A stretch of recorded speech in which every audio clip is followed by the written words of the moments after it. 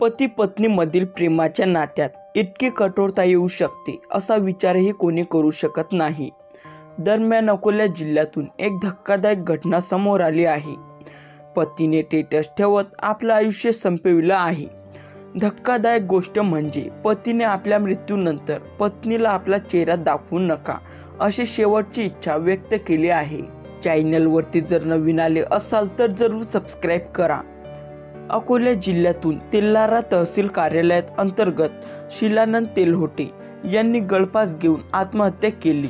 मात्र आत्महत्ये अगोदर WhatsApp status ठेवून पत्नीच्या सततच्या त्रासाला कंटाळून आत्महत्या केल्याचं त्यांनी सांगितलं आहे।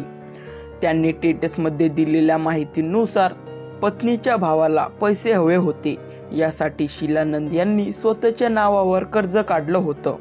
मात्र प्रत्यक्षात पत्नीच्या भावाने हे हप्ते फेडण्यास नकार दिला, त्यामुळे पतीला दर महिन्याला व्याजासह पैसे द्यावे लागत होते। याशिवाय पत्नीकडून मानसिक त्रास दिला जात असल्याचं त्यांनी सुसाईड नोटमध्ये म्हटलं आहे।